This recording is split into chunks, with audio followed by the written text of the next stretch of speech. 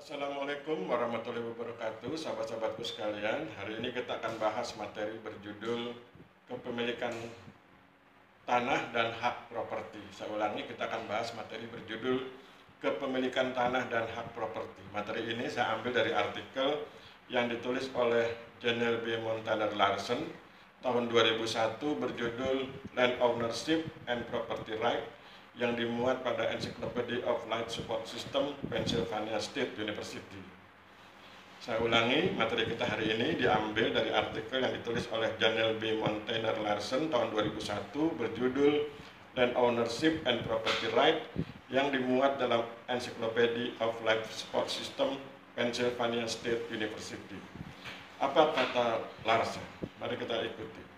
Larsen mengatakan isu land tenure, penguasaan tanah, dan hubungannya dengan kemiskinan, ketimpangan, dan pertumbuhan ekonomi. Jadi Larsen itu punya perhatian terhadap land tenure dan hubungannya dengan kemiskinan, ketimpangan, dan pertumbuhan ekonomi.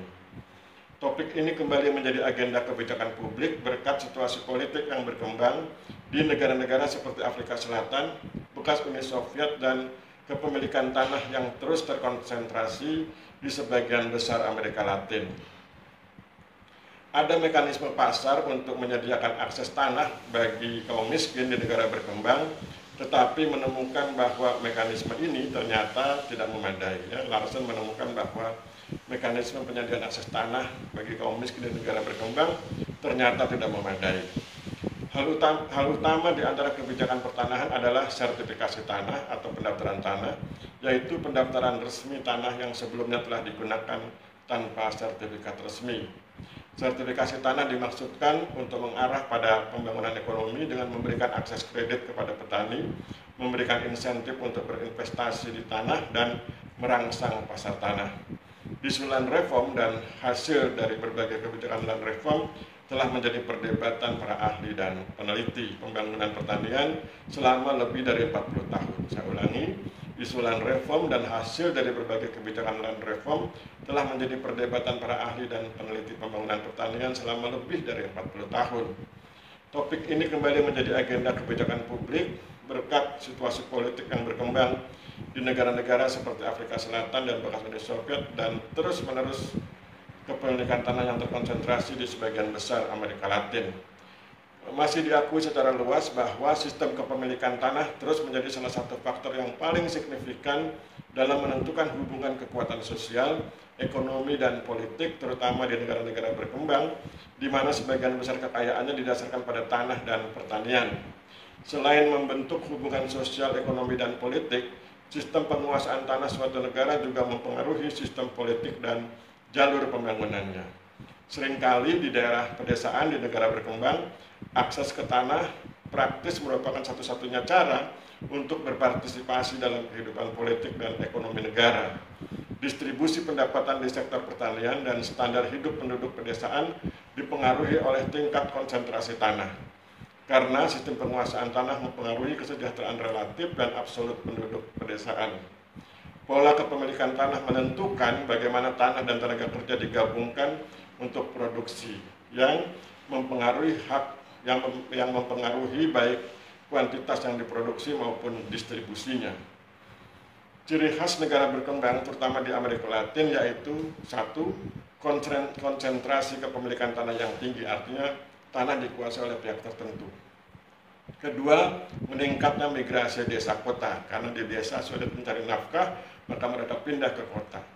Ketiga, kapasitas produksi yang tinggi, tetapi belum mampu merealisasikan potensi untuk menyediakan lapangan kerja bagi masyarakat pedesaan. Kapasitas produksinya tinggi, tapi tidak mampu menciptakan lapangan pekerjaan bagi masyarakat desa.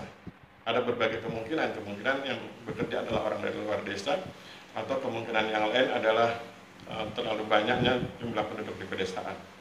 Keempat, distribusi pendapatan yang sangat timpang, karena kemudian kalau kita bagi ada pemilik tanah luas, pemilik tanah sempit, atau bahkan yang tidak bertanah, tidak memiliki tanah, maka kemudian kita paham terjadi ketimpangan pendapatan.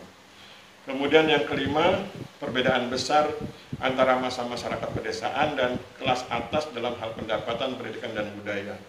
Jadi ada perbedaan yang sangat mendasar, atau orang sering sekali menyebutnya gap, ketimpangan yang besar antara pendapatan, pendidikan, dan budaya bagi masyarakat desa dan masyarakat elit kota. Jadi dalam hal pendapatan, dalam hal pendidikan, dalam hal budaya. Jadi bedanya sangat besar sekali antara masyarakat pedesaan dan kelas atas. Ya. Kemudian tanpa reforma agraria dan redistribusi kekuatan ekonomi dan politik akan sulit mengubah institusi dan mencapai tujuan mengurangi kemiskinan massal dan menciptakan distribusi peluang pendapatan yang lebih adil. Jadi kalau ingin mencapai tujuan mengurangi kemiskinan massal, menciptakan distribusi pendapatan yang lebih adil, maka solusinya adalah reforma agraria dan redistribusi kekuatan ekonomi. Seseorang tidak memiliki properti yaitu tanah, melainkan untuk hak atas properti itu. Jadi orang kalau tidak memiliki hak kepemilikan atas tanah, maka ia akan sulit menghadapi kehidupan. Bendel hak biasanya mencakup dalam batas-batas hukum hak untuk menggunakannya, hak untuk mengecualikan orang lain dan penggunaannya, dan hak untuk menawarkan penggunaannya kepada orang lain. Ini bicara tentang hak kepemilikan pribadi ya. Jadi kalau bicara tentang kepemilikan tanah berarti bicara tentang kepemilikan pribadi. Kalau bicara tentang kepemilikan pribadi berarti bicara tentang hak untuk menggunakan, hak untuk mengecualikan orang lain dari penggunaannya, dan hak untuk menawarkan penggunaannya kepada orang lain. Meskipun hak-hak ini bersifat eksklusif, hak kepemilikan pribadi, namun ia tidaklah mutlak. Ketika berhadapan dengan tanah, kumpulan hak umumnya dibagi antara individu, publik, dan swasta, serta bervariasi di berbagai negara dan berbagai sistem kepemilikan tanah. Umumnya, pemilik memiliki hak untuk menggunakan, menjual, memperdagangkan, menyewakan, menggadaikan atau membagi tanah mereka, sedangkan hak perpajakan, pengaturan, dan domain unggulan dilindungi oleh negara. Jadi kalau bicara tentang kepemilikan pribadi, maka pemilik mempunyai hak menggunakan, menjual, memperdagangkan, menyewakan, menggadaikan, dan membagi. Sedangkan untuk yang berkaitan dengan perpajakan, itu menjadi domain negara. Ketidakamanan tenurial kemungkinan akan terjadi ketika hak-hak ini tidak didefinisikan dengan jelas dan tidak didukung oleh lembaga-lembaga hukum. Jadi kalau ketidakamanan tenurial, ketidakamanan dalam penguasaan atas tanah akan terjadi ketika yang tadi saya sebut sebagai hak itu, saya ulangi, hak menggunakan, hak menjual, hak memperdagangkan, hak menyewakan, hak menggadaikan, hak membagi tanah, atau orang menyebutnya sebagai hak kepemilikan pribadi.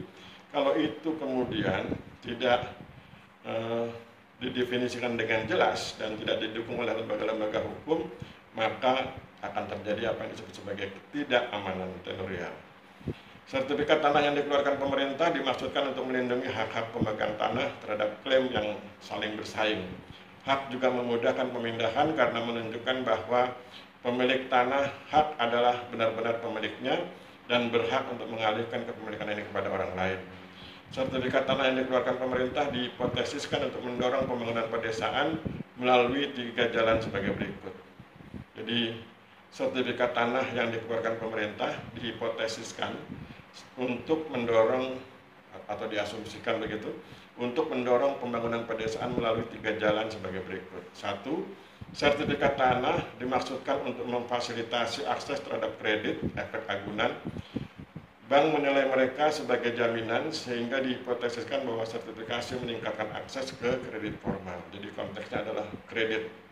Kedua, dengan melindungi hak-hak kepemilikan tanah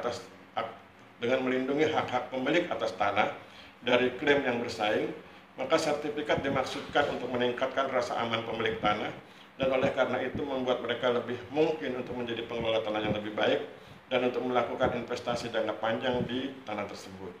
Kalau poin 1 bicara tentang agunan, poin 2 bicara tentang keamanan pemilik tanah.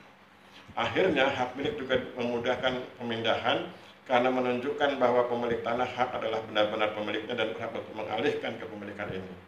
Jadi kalau kita ulangi sebentar dan kita buat pointernya, maka sertifikat tanah yang dikeluarkan pemerintah dihipotesiskan untuk mendorong pembangunan pedesaan melalui 3 jalur.